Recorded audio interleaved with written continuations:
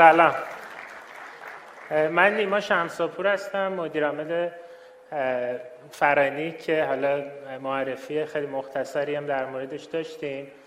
میخوام با یه ارائه در خدمتتون باشم. توی این ارائه ما یه سناریو نگاری کردیم آینده فینتک و نئوبانک رو توی ایران. حالا واسه اینکه این کار رو انجام بدیم ما سعی کردیم که با متخصصان این حوزه چندین جلسه برگزار کنیم.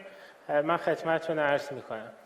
ببینید نئوبانک ها وضعیتش توی دنیا اینطوریه که تا حالا قریب به 300 میلیون یوزر دارن. حالا تعدادش 280 تا حدوداً 6.3 تریلیون دلار تا حالا ترانزکشن داشتن و اینا در حال رشدن. همونطور که احتمالاً میدونید نئوبانک ها خب تو حوزه های مختلفی مزیت رقابتی خودشونو میسازن. مثل رولوت که مزیت رقابتیش پرداخت خارجیه، یا در واقع نئوبانک های دیگه که مزیت هاشون تو حوزه های دیگه مثل تجربه کاربری خیلی خوب یا کم کردن هزینه تراکنش میپردازن. این وضعیتی که توی دنیا هست و وضعیتی که توی ایران هست شاید یه اختلافی داره. ما به این پرداختیم که توی این ریسرچی که کردیم این اختلاف آیا میتونه جبران بشه، ما میتونیم به سطح جهانی برسیم و اینکه یا نه فاصلمون بیشتر میشه. حالا از افراد مختلفی خواستیم که به ما کمک کنن، افرادی که تو حوزه اقتصادی یا علم اقتصاد فعال بودن، افرادی که تو حوزه سیاست گذاری یا علم سیاست فعال بودن، تکنولوژی، فینتک و در واقع مالی. اینا دوستانی بودن که به ما کمک کردن. متغیرهای اصلی که در واقع با تلاش این دوستان ما شناسایی کردیم در مورد آینده‌ای که قرار نئوبانک توی ایران داشته باشه، یک تعداد متغیرهای سیاسی رگولاتوریه. متغیرهایی که حالا اهمیتش بیشتره رو من توضیح میدم، بقیه رو ازشون میگذریم. یه متغیر داریم، متغیر تاثیرگذار توی این ایونت هم خیلی در موردش صحبت شده، رگولاتور و تأثیری که رگولاتور میذاره. یه موضوع دیگه تحریم هاست. به هر حال تحریم ها توی هر صنعتی تاثیرگذارن، توی صنعت فینتک هم قطعا تاثیر دارن. موضوع پالیسی هایی که رگولاتور توی حوزه بلاکچین و کریپتوکارنسی میخواد اتخاذ کنه هم قطعا تأثیر گذاره. حالا من از بقیه وریبل ها میگذرم، ولی قطعا از این وریبل ها ما استفاده کردیم واسه اینکه ریسرچمون دقیق تر بشه. یه تعداد متغیرهای اقتصادی هستن که خیلی تأثیر میذارن. یکیش در واقع ثبات اقتصادیه. ثبات اقتصادی مسئله خیلی مهمیه و موضوع دیگه ای که خیلی موثر روی آینده در واقع فینتک و نئوبانک توی ایران فضای سرمایه‌گذاریه. من حالا مثال اگه بخوام بزنم، اگه یادتون باشه سال مثلا 93 تا 97 فضای سرمایه‌گذاری توی استارتاپ ها و به تبع اون توی فینتک خیلی فضای خوبی بود. یه موضوعات سوشال، موضوعات اجتماعیه که باز وریبل های تاثیرگذاری هستند، مثل اینکه حالا چقدر اینترنت وضعیتش چطوریه، فیلترینگ چطوریه و اینا. و یکی هم سواد مالی. سواد مالی توی فینتک و نئوبانک خیلی تاثیرگذاره، اینکه چطوری بشه آینده فینتک و نئوبانک.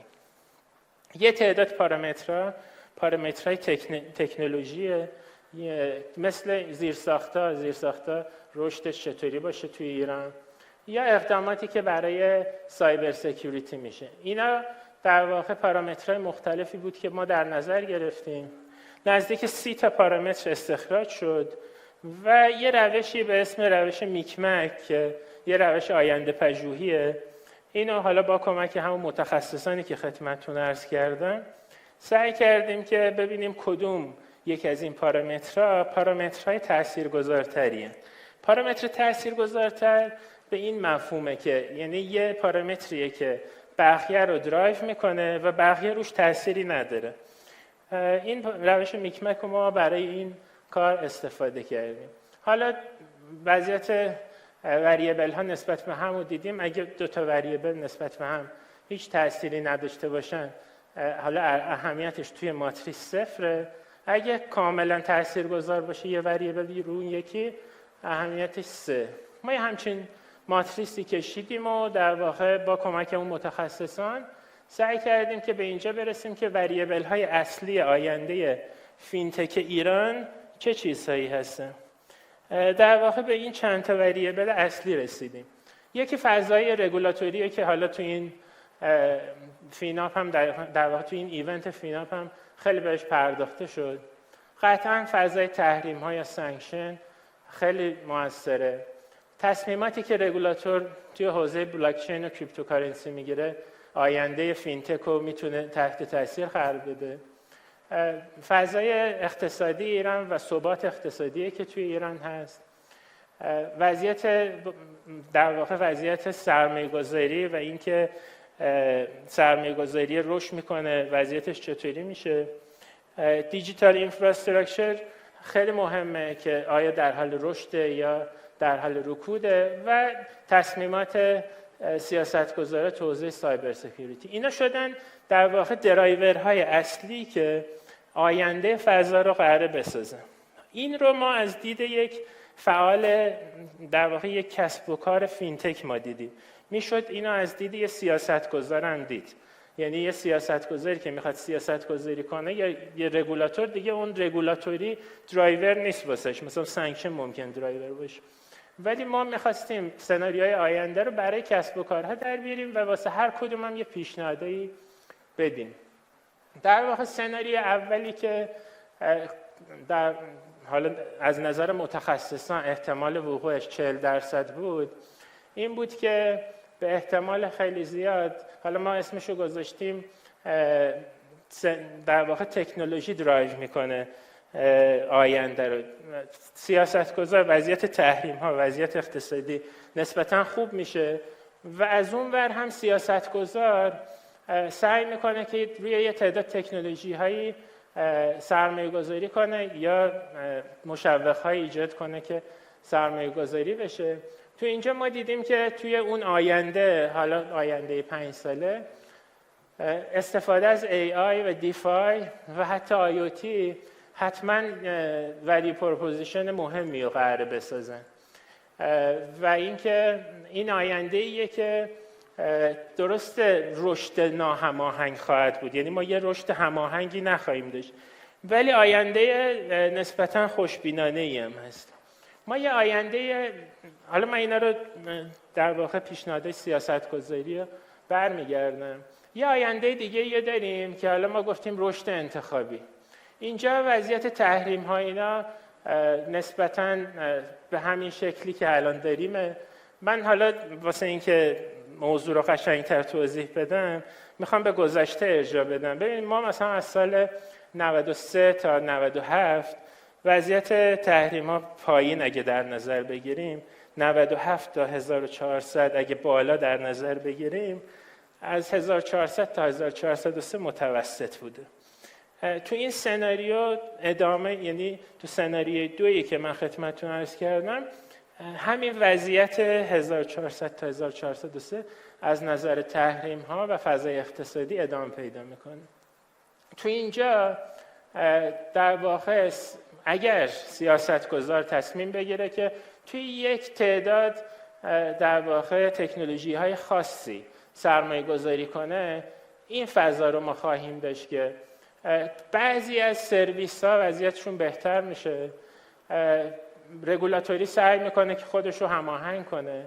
این در واقع توی سلکتیو گروسه.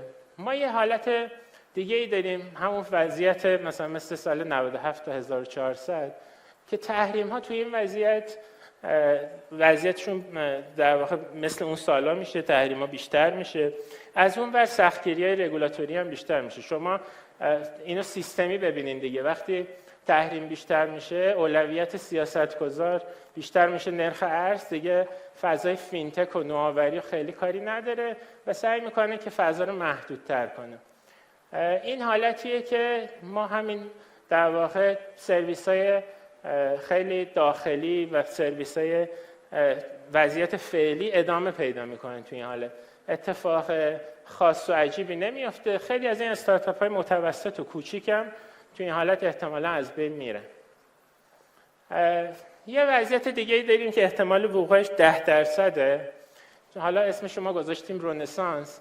توی این وضعیت تحریما برداشته میشه، وضعیت اقتصادی خیلی بهتر میشه، سرمایه‌گذاری خارجی شکل میگیره و خب مشخصه که کاری که باید تو این وضعیت بکنیم اینه که بریم پارتنرهای خارجی پیدا کنیم، مثل همون وضعیتی که البته رنسانس بهتر از وضعیت 93 تا 97.